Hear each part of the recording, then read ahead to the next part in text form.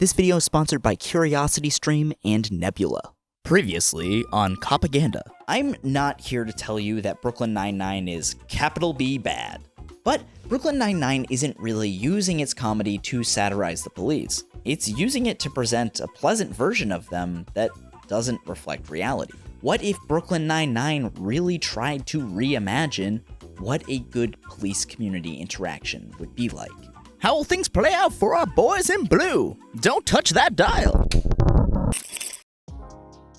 In the midst of America's national reckoning with the police last summer, when streets across the globe were filled with protests against police brutality, people started to turn their eyes to cop shows. How did we, middle and upper class white people, not know about all this brutality? Maybe, just maybe, it has to do with the fact that as recently as 2019, 60% of primetime dramas on network TV were about crime, the police, and the legal system. Most showrunners, like Dick Wolf of Law & Order, responded to this criticism with a big old shrug emoji. Or, in the case of Blue Bloods, just made an episode about how the riots are destroying America. Every cop is wearing the same uniform. So if you get stopped walking while black, how do you know which one is walking up on you? Fine, as long as we can keep the criminals in check. You got a way to do both? You have criminals in your ranks.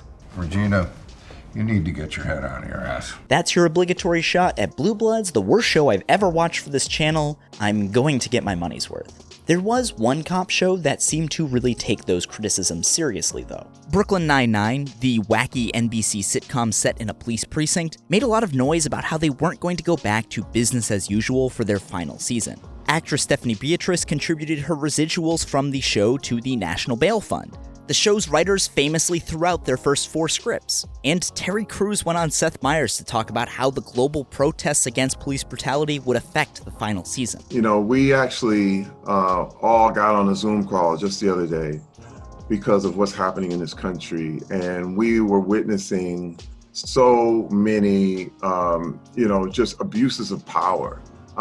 We had some somber talks and some really eye-opening conversation about how to handle this new season. And there's reason to believe that the show would approach its final season with a certain level of finesse. The show had portrayed racial profiling, the corruption of bad apples, and the NYPD's resistance to reform.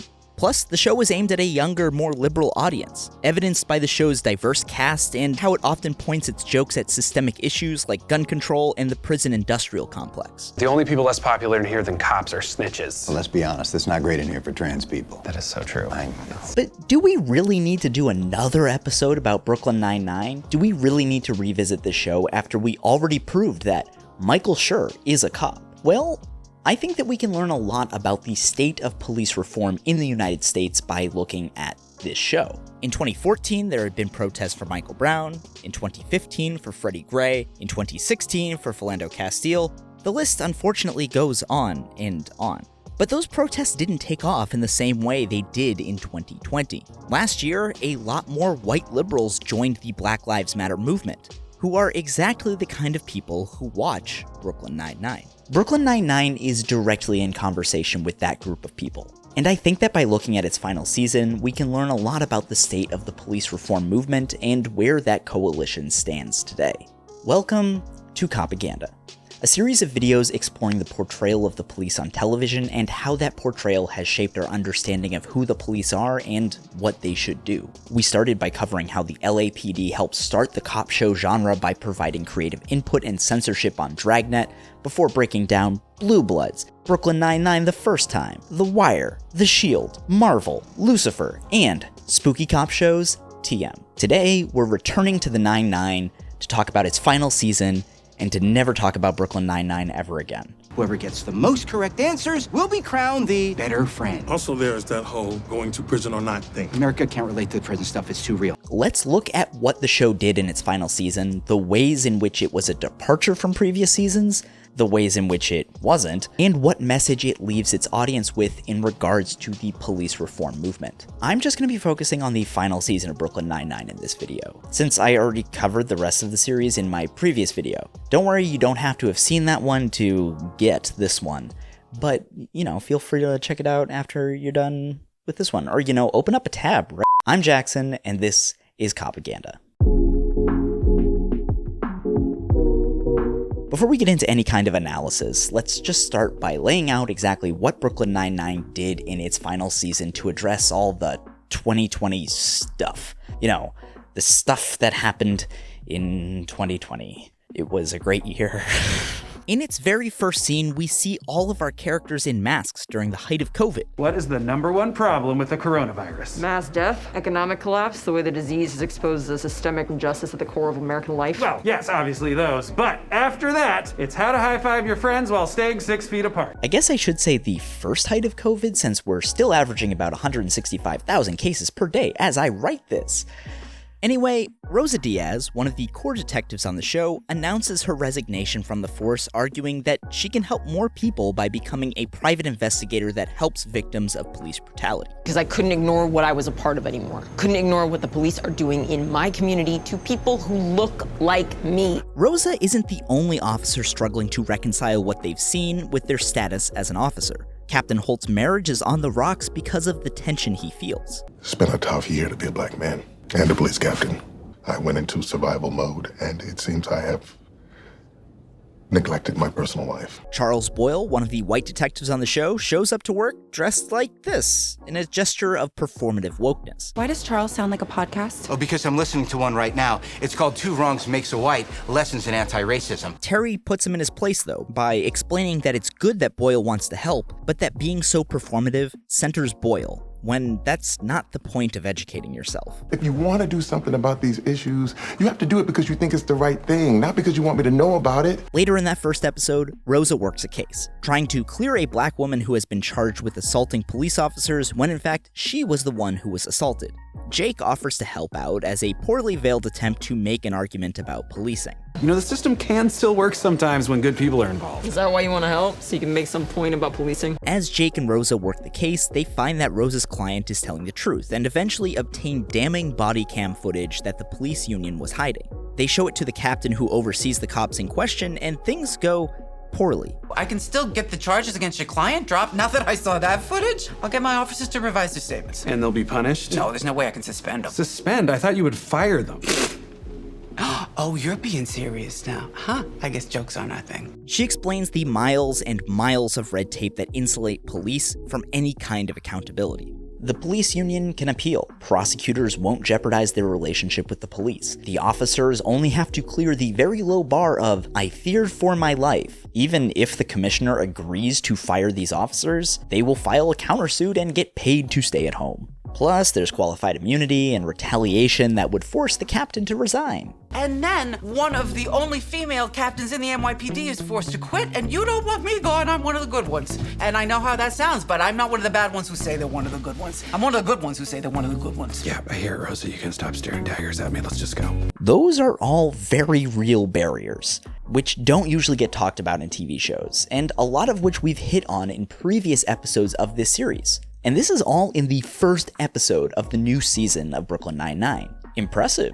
But wait, there's more. Later in the season, a police officer plants a mouse in his burrito and claims that it was put there by anti-police, Antifa, anarchist protesters. The patrolmen's union organizes a strike, with uniformed officers calling in sick in what's called a blue flu, which is a very real thing. Very recently, in June 2020, about 170 officers of the Atlanta police pulled the same stunt to protest criminal charges being brought against the officers who killed Rayshard Brooks, a man who committed the heinous crime of sleeping in his car. What's more, the specific idea of this being a manufactured scandal is also based in reality. You might remember the NYPD officers who claimed their drinks from Shake Shack had been poisoned. Turns out there was no poison, and the order was placed online so no one even knew that they were officers, and nobody got sick anyways. Oh, cool. Cool. No doubt. So, blue flu is a real thing that Brooklyn Nine-Nine is depicting, and the show uses it as a launch point for its attempt at reform.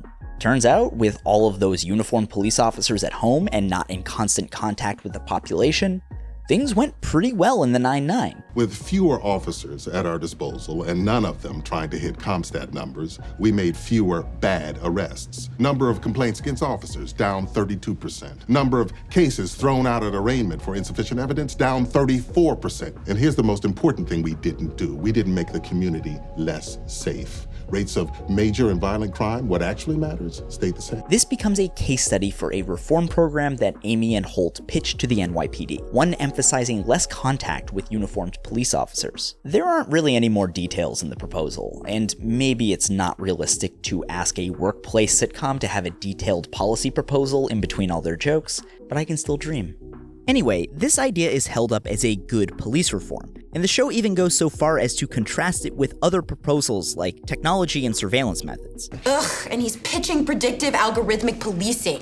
That's just high-tech racial profiling. Eventually, the proposal is accepted, and Holt and Amy are promoted in order to implement it. But the good news is the commissioner has approved our police reform program and will be implementing it citywide. Citywide? Wow. That's amazing. Yes, I know, it is exciting, but there's no guarantee that it'll work. There are other elements of the season that are interesting, in terms of taking steps away from the bad criminal stereotype as well. Doug Judy reveals that he turned to crime because he made a stupid mistake when he was young, and then he couldn't get a real job because of his criminal record, confronting Jake with his role in sending him to prison for a systemic issue. Second of all, me loving crime is classic empty bravado. The truth is, I was arrested when I was 22 for something stupid. When I got out, nobody would hire me because I had a criminal record. My dreams of being a landscape architect were out the window. That was your dream? I wanted to be the Black Edward Scissorhands. But I think the show's most interesting commentary comes around the representation of the police union and its president, Frank O'Sullivan. In the 6th episode, Jake, while operating on a wild hunch, conducts his own investigation of a case closed by the FBI. He makes an arrest, but it's of an innocent man, and the show goes out of its way to highlight the cost of making bad arrests, something we rarely see on TV. And for what it's worth, I made sure he was let out as soon as I knew what was going on. He was in processing for 10 hours, which made him late for work, which meant he got fired. As Holt considers suspending Jake, the union president, O'Sullivan, comes in and sweeps the whole affair under the rug. Not because he likes Jake, but because he's trying to save the officer who gave him the lead in the first place, David Duke Marzipan. Hey, don't you go profiling him for what he changed his name to. You can't judge a book by its cover. You can if it's written by David Duke. Convinced that the wrongful arrest was all part of a setup from the union president to get the 9-9 to stop their reform proposal, Jake decides to tail the man he's falsely arrested, hoping to find a tie to the police union, in an act that can only be described as harassment. When he gets caught again, O'Sullivan offers to make the whole thing go away. There will be no suspension for Marzipan or Peralta. How's that possible? Peralta arrested and harassed an innocent man. Come on now, these are cops. They gotta make split-second decisions in life or death situations, and they can't be expected to get that 100% correct every single time. This sends Holt into an epic Andre Braugher speech about how the police need to be held accountable, and it inspires Jake to say the magic words, "I'm sorry." I can't believe it actually worked out okay. You're suspended for 5 months. Right, I know. But I deserve it, and I learned a valuable lesson from all this, so I'm counting it as a win. I get that, Peralta, but things would be a lot better when a man doesn't have to lose his job for you to learn a lesson. I think it's good that the show holds Peralta accountable and actually suspends him, regardless that we know his intentions weren't nefarious. I think that it's useful to show that even good apples can make bad calls that are miscarriages of justice, and that there are systemic barriers towards holding them accountable. And in general, the show's inclusion of Dr. Cox, O'Sullivan, is pretty solid. Between the blue flu, fighting accountability, and just generally being a total jackass. If you don't stop harassing my officers, I will release proof that you are bisexual. Already came out. Oh, come on, you can't blackmail anyone anymore. His job is to make the police look like victims. When he is confronted with evidence that the mouse burrito was a plant, he spins that whole investigation into an attack itself. My guys are under attack. No, I just proved that it wasn't an attack. He faked it. Not that attack. This attack. The one where you call a policeman a liar. Police Police unions are notoriously stubborn impediments to justice and accountability. In Minneapolis, when Councilman Steve Fletcher attempted to divert money from the police towards a newly created Office of Violence Prevention, police unions protested by slowing responses to 911 calls placed by his constituents. When Derek Chauvin and the 3 other officers involved in the death of George Floyd were fired, Union President Lieutenant Bob Kroll, who himself has 29 complaints on his record, called it, quote, despicable behavior, and called protesters, quote, a terrorist movement. In New York City, the Sergeants Benevolent Association doxed Mayor Bill de Blasio's daughter on Twitter when she was arrested during the protests last summer. As Noam Scheiber, Farrah Stockman, and J. David Goodman reported for the New York Times, quote, one paper by researchers at the University of Chicago found that incidents of violent misconduct in Florida's sheriff's offices increased by about 40% after deputies gained collective bargaining rights. But wait, Jackson, I watched your video about The Wire. I know that, despite that one troll you have in your Patreon credits, you are not a big fan of capitalism. So, how can you be against unions? That's a great question. Most organizers don't consider police unions to be the same as labor unions, and for one main reason. Labor unions organize in opposition to capital and the ruling class, while the police are the tools of capital and the ruling class. That sounds a little harsher than it is. Protecting property rights and enforcing laws are not inherently bad things, but property is disproportionately held by those with wealth, and those same people are the ones who wield political power to write laws. The police are the fist of the state, as opposed to laborers. As for Brooklyn Nine-Nine, at first I thought the O'Sullivan character might be a bit too cartoonish, that his Billy Joel antics might trivialize the real danger that police unions pose. But then I did some research, and it's kind of exactly how they talk. We've been left out of the conversation. We've been vilified. It's disgusting. Do you understand that if anyone else was being treated the way our brave officers are being treated, they'd be marching in the street? The radical left doesn't really want better policing. They don't really care about making the justice system fairer. What they want is no policing. What they want is a justice system that just stops working altogether. This was an act of political violence, organized by a group of radical anti-cop Antifa anarchists working out of the burrito haven. I mean, he fits right in. Earlier this year, John Catanzara, the head of the Chicago Police Union, defended the killing of 13-year-old Adam Toledo, who was shot with his hands up. That officer's actions were actually heroic. There's a very good reason why he only shot once. Like I said, he could have been shot multiple times. Wow. Golly gee, heroic for shooting just once. He just shot the unarmed kid once. And who says government is inefficient and wasteful? Cool. Our country is broken. So, I think Brooklyn Nine-Nine deserves a lot of credit for depicting police unions as the corrupt and morally bankrupt entities they are. This is progress. I've seen a lot of cop shows, and the only other time I can remember police unions being brought up this explicitly was when Prez accidentally killed someone on the wire. Call the FOP. Get a lawyer rolling. That's it. That's the whole reference. That's all I could come up with. I'm not saying that police unions are never mentioned, but this portrayal in Brooklyn Nine-Nine is certainly a more lasting image. Okay, so that is all of the good stuff. Now, it is time to get nasty. First and foremost, the most glaring issue with Season 8 is that the entirety of the 9-9 and the NYPD at large appears to be vaccinated from COVID-19. This is mentioned in the first episode by Holt to explain away the need for masks. But now that all first responders have been vaccinated, you're returned. And while I'm glad we didn't have to watch these actors try to deliver lines through PPE, this is something that couldn't be further from the truth. The police have a notoriously terrible track record with vaccinations and COVID protocols. Only 47% of the NYPD is vaccinated, and COVID has become the leading cause of death amongst law enforcement nationwide. For all the talk about Blue Lives Matter and remembering the fallen and creating moral panics about cop killers, it is kind of interesting how quiet and nonchalant the police are about COVID, isn't it? It's almost as if those things are really just ways of organizing the police in opposition to their communities rather than actually valuing their lives. Huh. And the entire season is kind of marked by these types of missed opportunities, of the show walking up to a commentary and then stepping away before it says anything too direct. For example, Rosa leaves the Force right off the bat, and she does so in order to send a strong message about her disillusionment with the system. We even have the first episode dedicated to her and Jake seeing how the system itself is broken, regardless of how many cops can claim to be the good ones. I'm one of the good ones. And I know how that sounds, but I'm not one of the bad ones who says they're one of the good ones. I'm actually one of the good ones who says they're one of the good ones. That's some pretty biting commentary, but then the show backs off. Rosa's new role as a private investigator doesn't stop her from working on cases, she just doesn't do so from physically inside the precinct. And most importantly, she never comes into conflict with the police we know. Her friends are able to maintain their good guy status. Really, the biggest difference is that Rosa can take edibles now.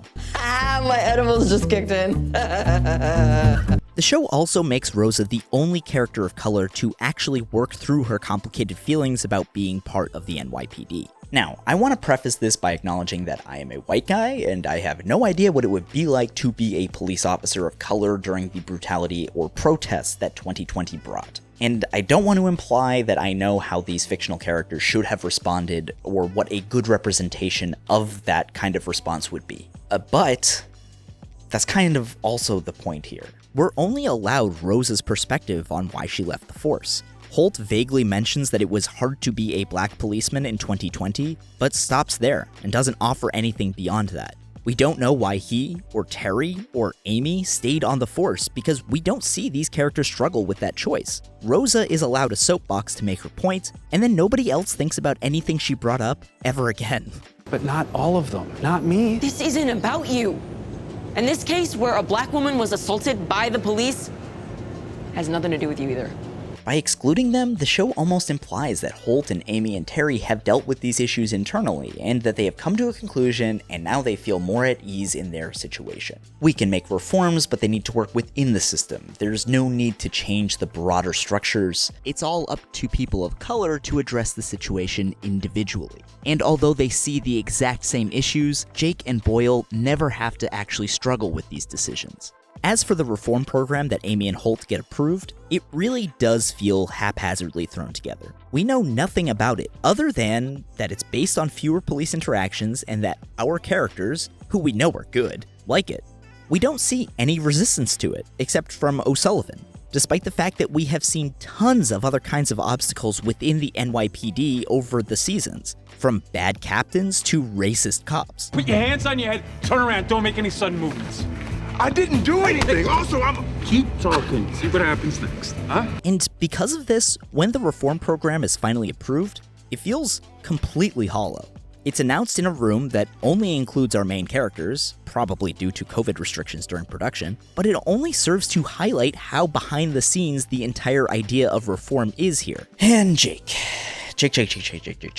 Jake is the main character of the sitcom, an avatar for its largely white audience, which is part of what makes his relationship with Rosa in that first episode so frustrating. The show does a great job of highlighting that Rosa's decision is not about him, in the same way that it tells Boyle that becoming woke isn't about him. But an officer did break one of his fingers. Probably from tackling her to the ground. Yeah, or from pointing it so hard at everyone but himself. Who are you performing this for, Jake? Both of you guys? The episode ends in a place of unease. Rosa's client scores a minor win by getting the charges against her dropped, but there are no consequences for the officers. Jake is confronted with the weight of a broken system. I like to think I've done a lot of good as a detective and that I can continue to do that, but maybe I am part of the problem. I think it's good to confront Jake with his complicity in the system, and by highlighting that, for once, it's not about him. But also, that's the full extent of Jake grappling with it. Like, that's it. He never worries about it again. He just kind of ends that conversation with a shrug and carries on, business as usual. Later in the season, when he accepts responsibility and a 5-month suspension, he's off duty for a grand total of 1 episode. And when he returns, it's like nothing ever happened. Besides, suspensions aren't how the NYPD punishes cops anyway. Until recently, a law called 50A in New York City made it illegal to disclose police disciplinary records. Like, not just allows them to be hidden, but it criminalized anyone who disclosed them. 50A was repealed in June 2020, and in the year since, Moise Syed and Derek Willis of ProPublica found that the NYPD's most favored punishment wasn't suspension or administrative duty, but to take away vacation time. Officer Keynes Pena lost 10 vacation days for using a chokehold. Detective Terrence Williams lost 30 days for engaging in a romantic and sexual relationship with a victim of a crime he was the lead investigator on. Arrests without sufficient legal authority cost Sergeant Davon Alston and Gary Laymore 5 vacation days, not a 5-month suspension like the one Jake received. You can look through that entire database from ProPublica. It's in the description if you want to. It is horrifying, but since you're still watching my channel, you're probably into that, you freak. At the end of the season, Jake eventually does leave the force,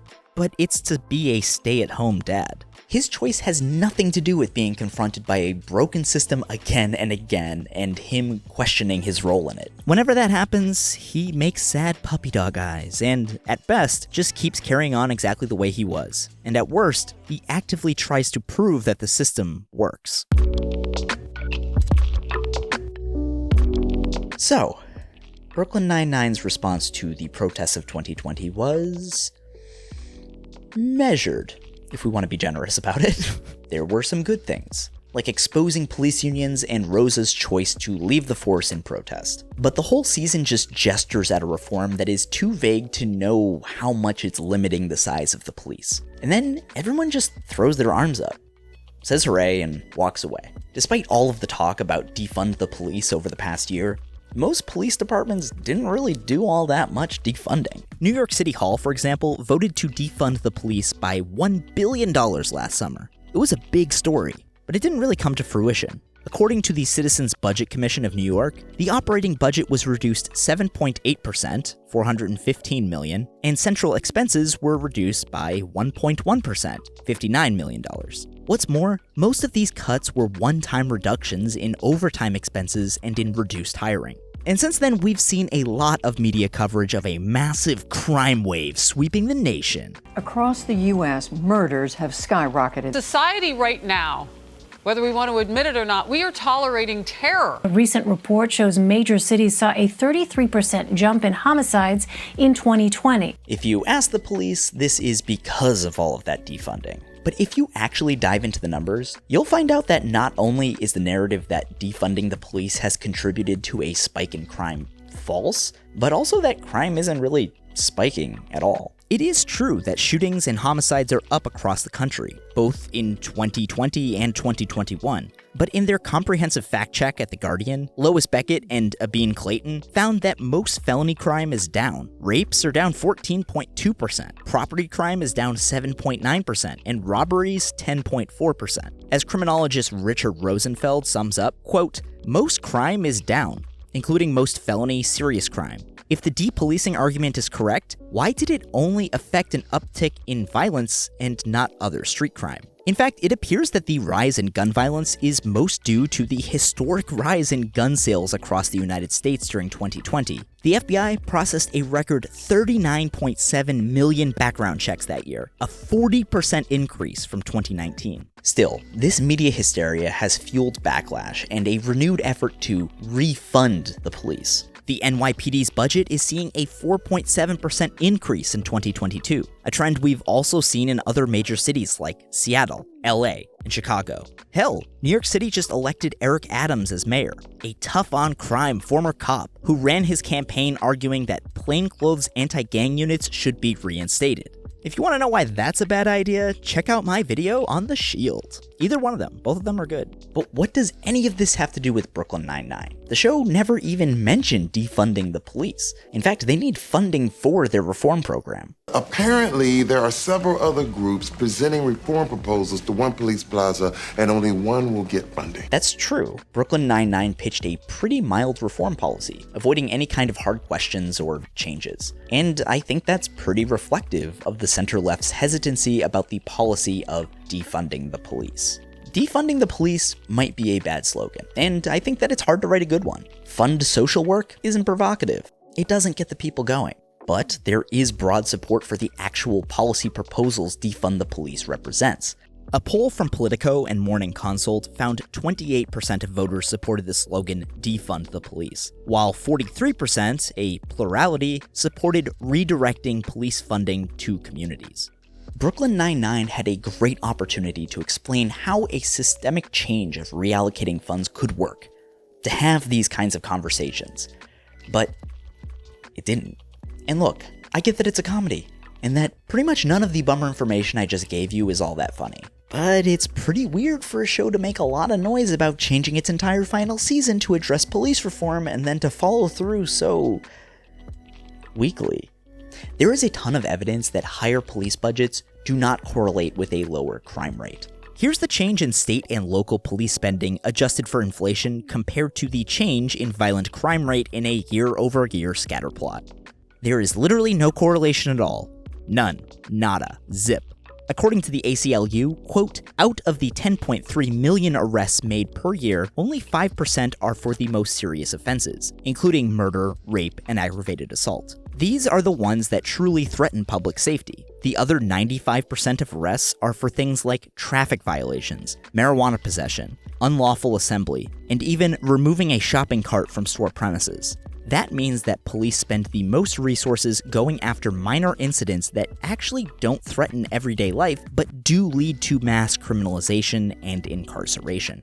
Hell, Baltimore was able to cut its violent crime rate by 20% in 2020 by stopping prosecutions for drug possession and prostitution, focusing resources on more serious crimes. The failure of the final season of Brooklyn Nine-Nine to adequately address policing issues while staying true to being a police show points to how hard and potentially impossible it is to reform the police in the ways that institutionalists would like. At the end of the day, it doesn't address the structural DNA of policing. Just like Brooklyn Nine-Nine can't reconcile its DNA as a cop procedural. It's doubly frustrating because there was no reason our officers had to stay police officers. Between seasons 7 and 8, many fans speculated that the Nine-Nine might become private investigators or postal workers. And it's not like changing the setting of the show would have been an impossible thing to do. In 2014, ISIS was making global news as a violent extremist organization. ISIS was also the name of the spy agency in the animated comedy Archer. That was the mayor of Paris. Name dropper. Who was just as eager as I am to know why ISIS agents were terrorizing Paris. So, what did the show do? Well, it dismantled its in-universe ISIS and sent all of its characters to Miami to embark in a life of crime selling cocaine. Do I wish that Jake, Rosa, Amy, and Holt had transitioned into a life of crime, using the proceeds of their drug empire to provide for underprivileged communities? Yes. Yes, I do. But I think that the fact that Brooklyn Nine-Nine completely sidestepped rocking the boat with any kind of structural shift is indicative of the fading enthusiasm for the police reform movement from white liberals. Brooklyn Nine-Nine's target audience is exactly the kind of people who were protesting last summer. Those newly awoken white liberals, and its reluctance to use its platform to make a stronger statement is disappointing, even if it is to be expected. Remember the interview Terry Crews gave to Seth Meyers in 2020, where he talked about the show's adjustment post-George Floyd? We had some somber talks and some really eye-opening conversation about how to handle this new season. Fast forward a year, and Seth Meyers spends 25 minutes interviewing the entire cast of Brooklyn Nine-Nine following the finale, and doesn't ask a single question about policing, reform, or what it means to have made a show about wacky, funny cops in 2021. It's almost like we've lost interest. The data backs up this little anecdote. According to Civics, white support for the Black Lives Matter movement spiked in the wake of George Floyd's death, going from a -4 support opposed differential to +8. Now, nearly a year and a half later, Black Lives Matter support amongst white people is even lower than it was before, -16. White communities who don't experience the police as part of their lived experience can easily forget these stories when they fade from the news cycle, when we aren't being confronted by the injustice of the system that we profit from.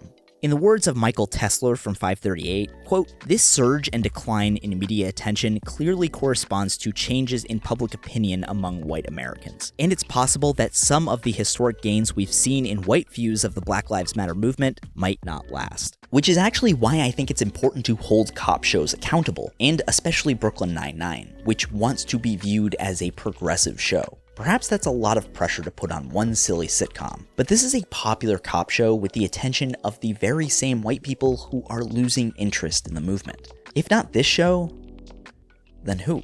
Now, when I put together videos like these, sometimes I go a little overboard with data and arguments that really aren't all that tied to the show I'm discussing, and inevitably some interesting stuff gets left on the cutting room floor. But I've decided to put up a longer, uncut version of this video up on Nebula, which is a streaming service created by myself and other video essayists and creative educational YouTubers. There, creators don't have to worry about demonetization or the algorithm, which is great for this kind of video especially, where any clip over a certain length gets flagged.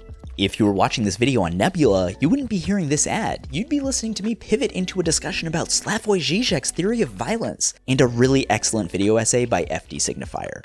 Structural change isn't going to be painless. But my first reply to you would be, are we aware how much violence goes on just to keep things going on the way they are?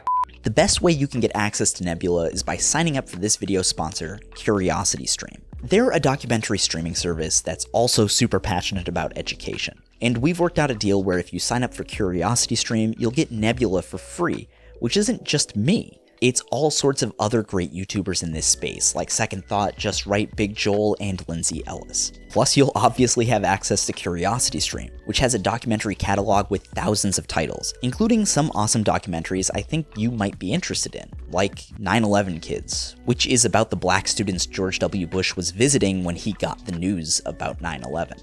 Their story got eclipsed by the tragedy, but this documentary centers them and refocuses us on what that day was supposed to be about. Right now, CuriosityStream is offering 26% off their annual plan. It's less than $15 a year for Nebula and CuriosityStream. You get two awesome streaming services for less than the price of one.